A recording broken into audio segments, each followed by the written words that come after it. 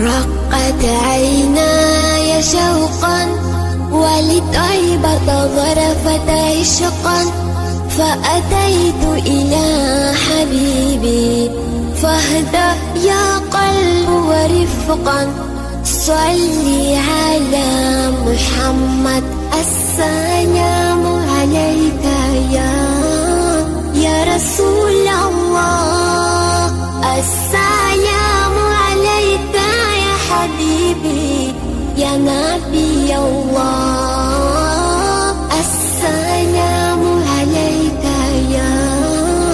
يا رسول الله السلام عليك يا حبيبي يا نبي الله يا رسول الله. الحمد لله نحمده ونستعينه ونستغفره ونؤمن به ونتوكل عليه ونعوذ بالله من شرور أنفسنا ومن سيئات أعمالنا من يهده الله فلا مضل له ومن يضلله فلا هادي له وأشهد أن لا إله إلا الله وحده لا شريك له ونشهد أن سيدنا ونبينا وشفيعنا وقائدنا وإمامنا وحبيبنا ومرشدنا وسندنا ومولانا محمدا عبده ورسوله. أما بعد أعوذ بالله من الشيطان الرجيم بسم الله الرحمن الرحيم. يا أيها الذين آمنوا ادخلوا في السلم كافة ولا تتبعوا خطوات الشيطان إنه لكم عدو مبين.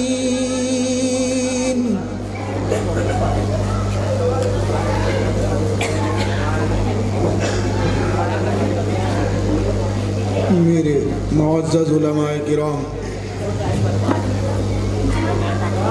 اور تمام برادران وطن محبین اسلام، ابھی میرے استاد محترم بھی ہیں میرے، اپنی نصیحتوں سے نواز کر آپ کو گئے ہیں. اس کے بعد کہنے کے لیے تو کوئی نصیحت ایسی رہی نہیں کہ جو کچھ بیان کی جائے. ہم انہی کی نصیحتوں کو ذہن میں بٹھا کر جو انہوں نے بتلائی قرآن و حدیث کے ذریعے اس پہ عمل پیرا ہو جائیں تو ہماری زندگی کامیاب زندگی ہو سکتی ہے. لیکن اس ناچیز کو جو کچھ نہیں جانتا اور استاد محترم کی موجودگی لیکن حکم ہوا کہ کچھ باتیں عرض اور بیان کر دے، تو جو کچھ بیان کیا جائے یا اللہ تعالی ہم سے صحیح طریقے سے بیان کرا دے اصلاح کے لیے، تو اللہ تعالی ہم سب کو اور ہمیں بھی اس پہ عمل کرنے کی توفیق عطا فرمائے. ہم سب یہ تو جانتے ہیں کہ ہم مسلمان ہیں. ایمان والے کے گھر میں، مسلمان کے گھر میں پیدا ہو جانے سے کوئی مسلمان نہیں ہوتا. نام عبد القدیر، رفیق احمد، عبد الناصر رکھنے سے مسلمان نہیں ہوتا.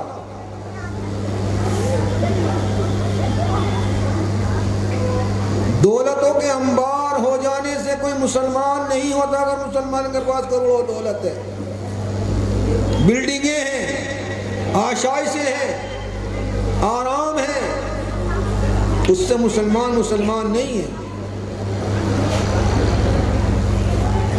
مسلمان کے لیے ایک مسلمان ہونا وہ جب ہوگا جب اللہ تبارک و تعالی اور آقا نامدار سرکار دو عالم صلی اللہ علیہ وسلم کی لائی ہوئی تعلیم اور بتلائی ہوئی تعلیم پر عمل کرے گا،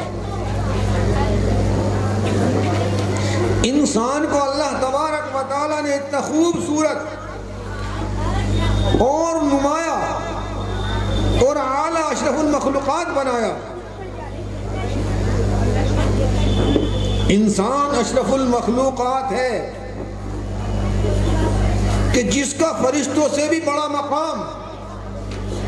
ہم اللہ کو سجدہ کرتے ہیں، اللہ کا مقام بڑا ہے، ہم اس لیے سجدہ کرتے ہیں، عبادت کرتے ہیں، سجدے میں پیشانی رکھتے ہیں، کہتے ہیں کہ اللہ ہم کچھ نہیں ہیں، سب کچھ تو ہے، تیرے سامنے ہم نے اپنے کو سپرد کر دیا. لیکن اللہ تبارک و تعالی نے وَإِذْ قَالَ رَبُّكَ لِلْمَلَائِكَةِ إِنِّي جَاعِلٌ فِي الْأَرْضِ خَلِيفَةً، اس انسان کو فرشتوں سے سجدہ کرایا، اس انسانیت کا وہ احترام کیا جیسے وہ انسان سے اپنے سامنے سجدہ کراتا ہے. اس طرح اس انسان کو اشرف المخلوقات بنایا اور فرشتوں سے سجدہ کرنے کا حکم دیا. فَسَجَدَ الْمَلَائِكَةُ كُلُّهُمْ أَجْمَعُونَ کہ تمام کے تمام فرشتے اکٹھے ہو کر سجدہ کریں حضرت آدم کو. تو کیا شان ہے. لیکن یہ نعمتیں اللہ نے جو عنایت کی ہیں، ہاتھ ہے، آنکھ ہے، پیر ہے، کان ہے، زبان ہے، یہ کہیں کو انعام کیا ہے انسان پر. ورنہ اس انسان کی حیثیت حضرت محترم نے دوسرے طریقے یہ بتلایا، ایک ناپاک پانی کے نطفے سے ہے اور کوئی حیثیت نہیں، اگر کہیں وہ لگ جائے تو جسم سے اس کو دھو کے صاف کر دیتا ہے انسان. لیکن اللہ نے ایسا بڑا خوبصورت اشرف المخلوقات انسان بنایا. یہ انعامات کیوں دیے؟ اندھے سے پوچھے کہ آنکھ کی حیثیت کیا ہے. میں کہتا ہوں کسی آدمی سے 2 کروڑ روپے لے لے، میرا ہاتھ میں اپنا ہاتھ کٹوا کر میرے ہاتھ میں لگا دے، کیا تیار ہوگا کوئی آدمی؟ ہے کوئی انسان دنیا میں؟ ہو تو سامنے آئے. اس ہاتھ کی قدر اس سے پوچھو جس کے یہ ہاتھ نہیں ہے اور وہ ڈھونڈتا پھر رہا ہے کوئی 5 کروڑ لے لے، ارب پتی خرب پتی انسان ہے اور ڈھونڈتا پھر رہا کوئی 5 کروڑ لے کے ہاتھ کٹوا کے میرے ہاتھ میں لگا دے، میں 5 کروڑ دے دوں. لیکن کوئی انسان تیار نہیں ہے. یہ اتنا بڑا انعام ہے جس سے آپ ہر چیز اٹھاتے ہیں. لیکن ہم نے اسی ہاتھ کو ان موبائل کی گندگی کے اندر، سب پہ موبائل ہے، مجھ پر بھی ہے، ان ہاتھوں سے ٹچ کر کر کے دوسرے جوا سٹا کھیل کر، پب جی جیسے گیم کھیل کر آتما ہتیا جس کو کہے، خودکشی کہا جائے، وہ کر لی گئی، حرام کام میں مبتلا ہو گئی. یہ ہاتھ تو اس لیے آیا تھا کہ تم اس سے اللہ کے راستے میں نکلتے یا کاروبار کرتے، اس ہاتھ سے صحیح سامان، حلال سامان اٹھا کر ادھر رکھتے، اس سے مزدوری کرتے. آپ جانتے ہیں یہ ہاتھ اتنی بڑی نعمتیں ہیں، جہاں یہ آنکھ نعمتیں ہیں، یہ جسم کا ہر اعضا نعمت ہے. اس لیے دیا کہ تمام نعمتیں ہم نے تمہیں دے دی. یہ زمین، پہاڑ، ہوا، چاند، سورج، اگر سورج نہ نکلے تو انسان کی زندگی بے معنی ہو جائے گی، فصلیں کھانے کو نہیں ملیں گی، بارش نہ ہو تو انسان تڑپ کر مر جائے گا، جانور تڑپ کر مر جائیں گے، فصلیں بیکار ہو جائیں گی، بھوکے مر جائیں گے.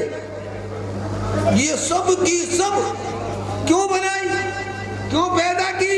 انسان کو پیدا کرنے کے ساتھ ساتھ یہ تمام انعامات اس لیے کیے کہ تجھے میں دنیا میں بھیج رہا ہوں خلیفہ بنا کر، اس لیے کہ وَمَا خَلَقْتُ الْجِنَّ وَالْإِنسَ إِلَّا لِيَعْبُدُونَ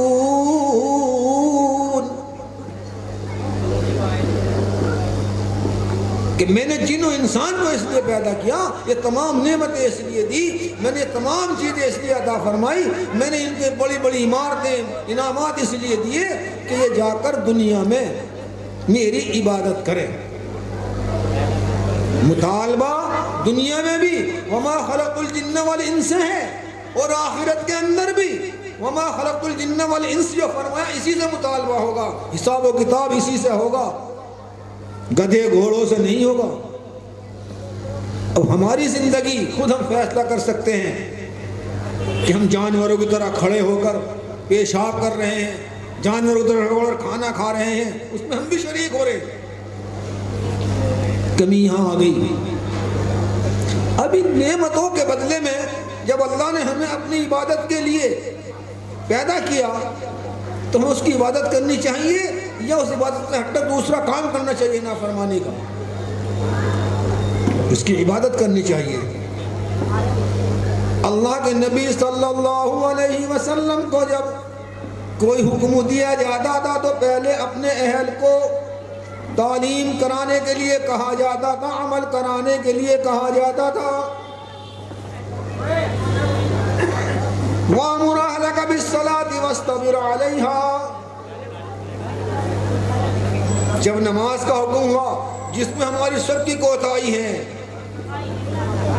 ٹائم کی پابندی تو اکثر و بیشتر ختم ہے، قضا ہونا الگ چیز ہے، تو فرمایا اے نبی وَأْمُرْ أَهْلَكَ بِالصَّلَاةِ، اپنے اہل کو، اپنے گھر والوں کو نماز کا حکم کر۔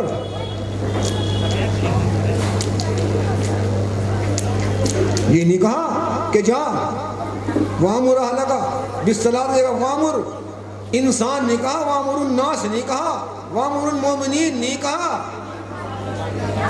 یعنی سیدھا حکم تو مومنین کے لیے آیا تھا جو مسلمان ہو گئے تھے، ایمان میں داخل ہو گئے تھے، لیکن پہلے فرمایا وَأْمُرْ أَهْلَكَ بِالصَّلَاةِ۔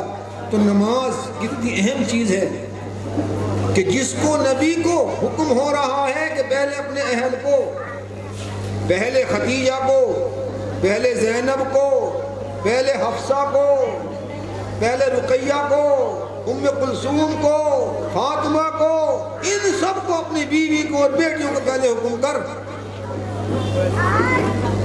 اور تو بھی اس پر قائم رہے، تم بھی ادا کرو۔ ایسا نہیں میں نے تقریر کر دی اور تقریر کر کے میں تو گیا، میں بے عمل ہو گیا اور تقریر والے ہی بے عمل ہو جائیں گے۔ جب تک ہم اپنی زندگی کو نہیں بدلیں گے ہم کسی اور کی زندگی کو نہیں بدل سکتے۔ لا نسألک رزقا، بہرحال میں کہتا ہوں انعامات جو اللہ نے ہمیں دیے ہیں، ان انعامات کی بنیاد پر ہم سے اللہ نے ایک مطالبہ کیا اپنی عبادت کا، اور جو اس کی عبادت میں یہ بھی نہیں کہا کہ 24 گھنٹے میری عبادت میں لگے رہو، آؤ بس مسجد میں پڑھ جاؤ، ٹائم متعین کیے۔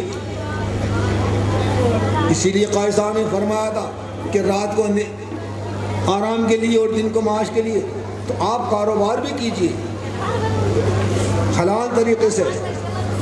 من طلب الدنیا حلالا علی اہلہ، اللہ کا نہیں ہمیں جو دنیا کو طلب کرے حلال طریقے سے اپنے اہل کے گزارے کے لیے، اپنے پڑوسی کی مدد کرنے کے لیے، اپنے عزیز و اقارب کی مدد کرنے کے لیے، تو ہم اس کے اندر اس کو اضافہ اور اس کی اہمیت اس کو بتلا دیں۔ لیکن کون کرتا ہے؟ آج پڑوسی سے پڑوسی یہ چاہتا ہے، کمزور پڑوسی ہے، اس کی مجبوری سے فائدہ اٹھا کر کچھ روپے دے کر اس کا مکان لینے میں بے مکان ہو جائے۔ اللہ کے نبی صلی اللہ علیہ وسلم نے جب پڑوسی کا حق بیان کیا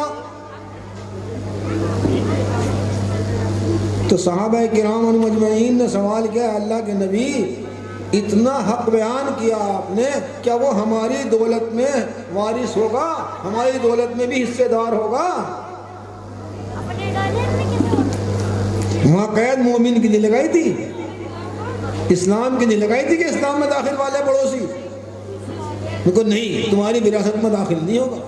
تو کتنا بڑا حق ہے اسلام نے ان تمام چیزوں کو بنا لا کر اور ہمارے سامنے ان کو پیش کر کے اللہ کے نبی صلی اللہ علیہ وسلم نے یہ بتلا دیا کہ ہم ایک پڑوسی کا کیسے حق ادا کریں، ہم ایک ساتھ مل کر کیسے رہیں، ہمارے اندر جو خرافات ہیں وہ کیسے نکلیں۔ آج ہم اسی وجہ سے پریشان ہیں، ہم کہتے ہیں مایوس ہیں، میں کہتے ہیں بڑے حالات خراب ہیں، مسلمان تو مایوس ہو رہا، ہم کہتے ہیں مایوس ہونے کی ضرورت نہیں ہے۔ مسلمان کے لیے کبھی حالات خراب ہوئے نہ ہوتے ہیں نہ ہوں گے۔ مسلمان وہ زندہ قوم ہے جب یہ اپنے صحیح معنوں پہ اپنے دین کے مطابق عمل کرنے پہ آ جائے گی۔ ہم کہتے ہیں مسجدیں ہماری کتنی آباد ہوتی ہیں، مسجدیں کتنی آباد ہیں، آج مسجدیں آباد نظر آئیں گی، جمعے کے دن مسجدیں آباد نظر آئیں گی، اور اس کے بعد ہم ندارت ہیں، مسجد میں وہی گنتی کے آدمی رہ جائیں گے۔ پھر کہتے ہیں ہماری مسجدوں کی حفاظت، اللہ سے حفاظت ہم مانگتے ہیں، لیکن ہم نے آباد کرنا چھوڑ دیا، اور جن مسجدوں کو آباد کرنا چھوڑ دیا ہم نے آباد کرنے کے باوجود، ہونے کی طاقت ہونے کے باوجود وہ مسجدیں ہم سے نکل گئی۔ آج ہم رونا روتے ہیں، اپنی چیز کو نہیں دیکھ رہے، اپنی حالت کو نہیں دیکھ رہے کہ ہم کیا کر رہے ہیں، ہم آپس میں کس طریقے سے انتشار پیدا کر رہے ہیں، بھائی بھائی سے منتشر ہے، برادری برادری سے منتشر ہے۔ لیکن اگر ہے، اللہ کے نبی صلی اللہ علیہ وسلم نے اور قرآن پاک نے فرمایا ہم نے فوقیت اس کو دی وفوق کل ذی علم علیم، جس کے پاس علم ہے، اور علم دین کا علم پہلے ہونا چاہیے اسلام والے کے پاس، اور دنیا کا بھی ہونا چاہیے۔ آپ جانتے ہیں حضرت یوسف علیہ السلام کو یہی تو علم دیا تھا خواب کی تعبیر کا، کتنے سال جیل میں رہے، بے قصور جیل میں رہے، بے گناہ جیل میں رہے، لیکن اس علم کی بنیاد پر اس بادشاہ کو اپنا وزیر بنانا پڑا، پھر مصر کے بادشاہ بنے۔ کس کی وجہ سے؟ وَلِنُعَلِّمَهُ مِن تَعْوِيلِ الْأَحَادِيثِ، تو علم ہی فوقیت کا ذریعہ ہے، اور اس میں عمل وہ فوقیت کا ذریعہ ہے۔ ہمارے پاس علم نہیں، مسلمان ہیں، دینی اعتبار سے بھی ہم کمزور ہیں، دنیاوی اعتبار سے بھی ہم کمزور ہیں، تو پھر ہم کہاں جا کر کچھ کر سکتے ہیں، کس صف میں کھڑے ہو سکتے ہیں؟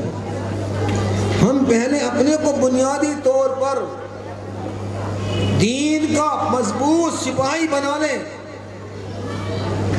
دین کے مضبوط زندگی کو اپنی زندگی میں اتار لیں، ہم مسلمان صحیح معنوں میں ہو جائیں تو انشاءاللہ ہماری زندگی بھی سنورے گی، دنیا اور آخرت دونوں سنور جائیں گی، اور دنیا میں بھی ہمیں اس کے انعامات ملے گا، ہماری مساجدوں کی مقابر سب کی حفاظت ہو جائے گی۔ دوسرے کو سدھارنے کی کوشش کرتے ہیں، ہم سدھرنے کی خود کوشش نہیں کرتے، یہ سب سے بڑی بات ہے۔ ہم جب اپنے کو بنائیں گے، اپنے کو سدھاریں گے، اپنے کو دین کے اندر ڈھالیں گے، تو دوسرے کو ڈھالنے میں آسانی ہوگی۔ ملکوں کے حالات خراب ہوتے ہیں، خراب ہے دنیا کے اندر حالات۔ اللہ کے نبی صلی اللہ علیہ وسلم نے ایک مرتبہ صحابہ کرام سے فرمایا کہ ایک وقت آئے گا کہ پوری دنیا اسلام والوں کی مخالف ہوگی، پوری دنیا اسلام والوں کی مخالف ہوگی۔ صحابہ نے سوال کیا کہ اللہ کے نبی کیا مسلمان کم ہوں گے؟ مسلمان کم ہوں گے؟ نہیں، مسلمان تعداد میں زیادہ ہوں گے۔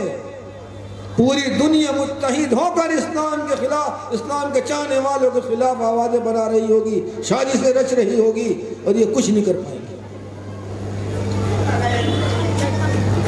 ابھی ذکر آیا تھا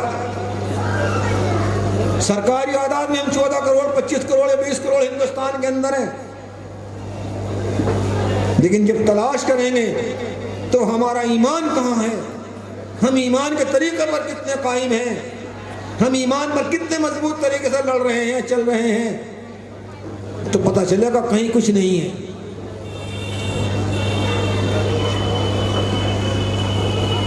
پوری دنیا کے اندر تو ایک ارب سے بھی زیادہ ہے، اور پوری دنیا میں ایک ارب سے زیادہ ہے مسلمان ہیں، نام مسلمان نمازی ہیں، بڑے بڑے داروں کے، بڑے بڑے کوٹھیوں کے، بڑے بڑے دولت مندوں کے مالک ہیں، سونے چاندیوں کے مالک ہیں، لیکن ایک مختصر سا جس کے پیچھے دوسری بڑی طاقتیں ہیں،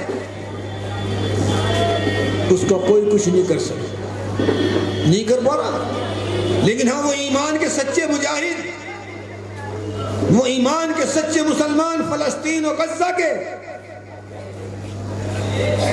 اللہ نے ان کو ہمت دی، اس اسلام کو زندہ کرنے کے لیے اتنی بڑی طاقت سے ٹکرا گئے، اور تقریباً 4 مہینے تو ایمان کی طاقت تو وہ طاقت ہے۔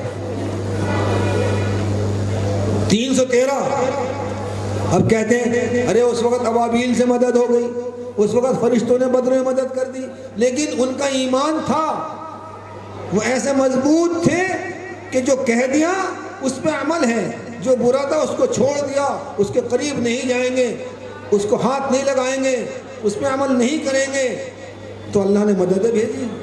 آپ بھی ایسا ایمان بنائیے۔ لیکن کل ہم دنیا میں کہتے ہیں رہنے کے لیے مایوس نہیں ہونا چاہیے، وَمَا أَصَابَكُم مِّن مُّصِيبَةٍ فَبِمَا كَسَبَتْ أَيْدِيكُمْ وَيَعْفُو عَن كَثِيرٍ۔ قرآن کہتا ہے ارے تم نے جو اپنے ہاتھوں سے کمایا، تم نے جو دین کو چھوڑ کر دنیا کو اپنایا، تم نے جو بدعمالیاں کی، تم نے بد کرداریاں کی، بد اخلاقیاں کی، تم نے علماء کی توہین کی، تم نے اپنے بزرگان دین کی شانوں میں غلط باتیں بیان کی،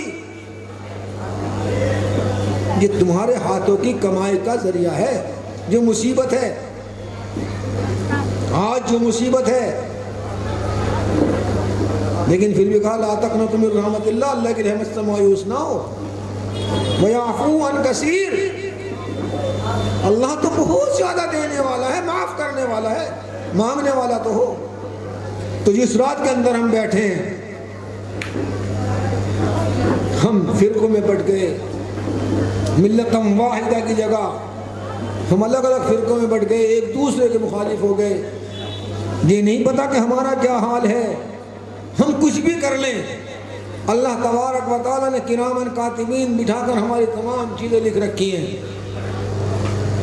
انسان کی خاصیت ہے اگر غلط کرتا ہے پوچھو ہاں جی میں نے نہیں کیا، جھوٹ بولتا ہے، روز محشر میں بھی ایسے ہی کرے گا، لیکن روز محشر کے اندر جب حساب ہوگا کرامن کاتبین کہیں گے ہاں جی اس نے گناہ کیا تھا میں لکھ کر لایا ہوں، وہ کہتے ہیں اچھا عمل کیا تھا میں لکھ کر لایا ہوں۔ انسان کہے ہو سکتا بھول ہوگی والعیاذ باللہ، کہ جس نے ہاتھ سے شراب پی تھی، اس نے ہاتھ سے حرام چیز اٹھائی تھی، جو ہاتھ سے پیروں سے چل کر چوری کرنے گیا تھا، اس نے کسی کو ناجائز طریقے سے رہپٹ مارا تھا، اس نے کسی کو ناجائز طریقے سے زبان سے گالی دی تھی، وہ سب جب لکھا ہوا ہوگا اور سامنے ہوگا تو انسان پھر بھی کہے گا کہ دلیل تو ہو کوئی، یہ تو تیمارے تھے انہوں نے لکھ لیا، تو معلوم کیا ہوگا؟ اللہ تعالیٰ کہیں گے ہاں بھائی ٹھیک ہے، ہو سکتا ہے والعیاذ باللہ کہ بھئی کچھ چوک ہو گئی ہو، دفاتر میں ہمارے کچھ کمی رہ گئی ہو، حالانکہ وہاں کمی کا تو مسئلہ نہیں، حق ہے بالکل۔ اليوم نختم على افواههم وتكلمنا ايديهم وتشهد ارجلهم بما كانوا يكسبون۔ اس زبان پر مہر لگ جائے گی، ختم اللہ علی قلوبہم، مہر لگا دی جائے گی، ٹھپا بند کر دی جائے گی، یہ زبان تم بولنے کے لائق نہیں ہوگے۔ اب کہا جائے گا کہ تمہاری دلیل اب ہمارے پاس ہے، سنو، ہاتھ سے کہا جائے گا مطلب ہے جو لکھا ہے تو نے کیا تھا، وہ کہے گا ہاں میرے ہاتھ سے شراب پی تھی، میرے ہاتھ سے چوری کی تھی، پیر کہے گا وتشہد ارجلہم، تمام اعضاء پھر گواہی دیں گے۔ تو اس کی تیاری کیا ہے؟ دنیا میں عمل کی زندگی گزار کر اس سے بچنے کی تیاری ہے۔ قال نبی صلی اللہ علیہ وسلم الدنیا مزرع الآخرہ، جیسے کھیتی میں بیج ڈالتے ہیں، کتنی بڑی کھیتی پیدا کرتے ہیں، یہ دنیا بھی آخرت کی کھیتی ہے۔ جیسا پانی ڈالو گے، جس طریقے سے سینچو گے، ایمان کو جس طریقے سے بنانا چاہو گے، مثال کے طور پر تھوڑی بات کہتے ہیں، ایک پیڑ ہے، اس کو پانی مت دو، اس کو کھاد مت دو، وہ سوکھ جائے گا، اور ایک کو پانی دو، سب تو سرسب رہے گا۔ ایسے ایمان ہے ہمارا، کم و بیش ہوتا رہتا ہے۔ اگر ہم نے ایمان کے مطابق اپنے عمل کرنے چھوڑ دیے، ہم شرابی، جوہاری، سٹیاری، موبائل میں حرام کاریاں اس کرنی سیکھ گئے، اس پر چل گئے، تو ہمارا ایمان بھی ختم ہو سکتا ہے، سلب ہو سکتا ہے۔ اور اگر ہم نے اس کو پانی دیتے رہے، نمازیں پڑھتے رہے، جو ہم پہ فرض کیے اللہ نے ان کو ادا کرتے رہے، اپنے پڑوسیوں کے حق ادا کرتے رہے، اپنے رشتہ داروں کے حق ادا کرتے رہے، مال ہے تو زکوٰۃ ادا کرتے رہے، غریبوں کی امداد کرتے رہے، نماز کا ٹائم ہوا تو اپنے کاروبار کو چھوڑ کر نماز ادا کرنے چلے گئے، اب رمضان آ رہا ہے۔ میں کہتا ہوں، سوچتا ہوں، جب میں نکلتا ہوں رمضان میں، کہتا بھی ہوں، میں سمجھتا ہوں کہ رمضان سردی میں بھی ہو تو میرے حساب سے 50-60% انسان مسلمان پھر بھی روزہ نہیں رکھتا۔ خرچہ مطلب لمبا 17 دن، گھنٹے کا دن، اللہ کا کرم ہے، احسان ہے۔ ہم نے 8 سال کی عمر میں 17 گھنٹے کا دن جون جولائی کے مہینوں میں روزے رکھنے شروع کیے، تو سب کھاتے ملتے ہیں۔ ان دکانداروں کہتا ہے تم تو بند کر دو رمضان میں، یہ آنے کی نہیں کھانے کے لیے، ہو سکتا گھر میں ملے گا نہیں، پھر روزہ رکھنے لگے۔ لیکن مسلمان اس حرام کمائی کو جو رمضان میں کما رہا ہے، جس کو روزہ توڑوا رہا ہے، وہ حرام ہے، حرام ہے، چاہے ٹھیلا لگا رکھا ہو یا چائے کی دکان کھول رکھی ہو۔ اس بات کو مسلمان نہیں سمجھ رہا، دیکھنا بھی تم، اور کہتا ہم تو بڑے ہم تو محنت سے کما رہے ہیں، چاول لا کے پکائے تھے، ان کو پکا کے کھلا رہے ہیں، اس میں حرام کہاں سے ہو گیا؟ حرام یوں ہو گیا تو نے حکم ربی توڑ دیا، تو حکم ربی توڑنے کا مصداق بن گیا، تو نے روزے دار کو روزے سے ہٹانے کا مصداق بن گیا۔ نہ تو ٹھیلا لگاتا رمضان میں، چائے کی دکان دن میں نہ کھولتا، رات کو کھولتا، تو تم مصداق نہ بنتا۔ آج مسلمان کہاں جا رہا ہے؟ جب بھی پیچھے، تو میرا مطلب یہ ہے کہ ہم لوگ احکام خداوندی کو، یا ایھا الذین آمنوا ادخلوا، جو میں نے پڑھا تھا، اے ایمان والو اسلام میں مکمل طریقے سے داخل ہو، ادھورے مت ہو۔ ایک ٹائم کی نماز پڑھ لی، 2 کی چھوڑ دی، روزے نہیں رکھے، نماز پڑھ لی، حج کر لیا، زکوٰۃ ادا نہیں کی، پڑوسی کو نہیں ستایا، باپ کے ادا نہیں کی۔ آج کی اولاد ماں باپ کی نافرمانی کر رہی ہے۔ ایسے مت کرو، بلکہ مکمل طریقے سے، اور جب تم مکمل طریقے سے اس کے اندر داخل ہو جاؤ گے، تو تم ایک ملت واحدہ جب بن جاؤ گے، تو دنیا میں تمہاری طاقت کا سکہ جیسے پہلے چلتا تھا پھر ایسے ہی چلے گا، اور آج بھی چل رہا ہے۔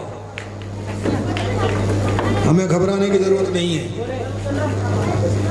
بہت اتار چڑھاؤ دیکھے، آج ہم اپنے بزرگوں کی تاریخ کو نہیں جانتے، وقت بہت لمبا ہوتا جا رہا ہے، ورنہ اس ہندوستان کے لیے بزرگوں کی تاریخ اگر بیان کی جائے، اور بزرگوں کی تاریخ اپنی اولادوں کو سمجھایا جائے، بزرگوں کی تاریخ اپنے نوجوان بوڑھوں کو سمجھایا جائے، بتایا جائے، تو اس ہندوستان کے اندر اگر ترقی، کامرانی، کامیابی، آزادی سب کچھ ہے، اگر ظلم کے خلاف آواز اٹھائی ہے اور اس ظلم کو ختم کیا ہے اور اس ظلم کو تباہ کیا ہے، تو وہ ایمان والے مسلمان ہیں۔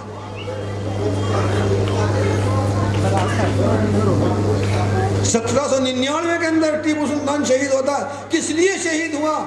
کہ یہاں مسلمانوں کے اوپر دوسری قوم آ کر، انگریز، یہ ظالم یہودی نصرانی آ کر حملے کر رہے تھے، ہڑپنا چاہتے تھے۔ 1803 کے اندر شاہ عبدالعزیز محدث دہلوی نے ہندوستان میں دارالحرب کا فتویٰ دیا۔ کیوں دیا؟ کہ انگریز یہاں ظلم کر رہا تھا حکومت بنانے کے بعد۔ 1833 کے اندر شاہ محمد اسماعیل صاحب شہید ہوئے بالا کوٹ کے اندر.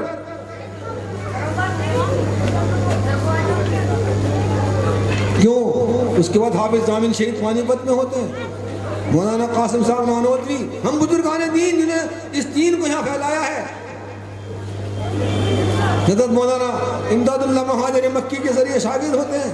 مولانا قاسم صاحب نانوتوی، مولانا شمد گنگوئی رحمۃ اللہ علیہ اس ہندوستان کی آزادی کی جنگ کے لیے چلتے ہیں، لڑتے ہیں دارالعلوم بننے کے بعد، لیکن پھر بھی ناکامی ہوتی ہے.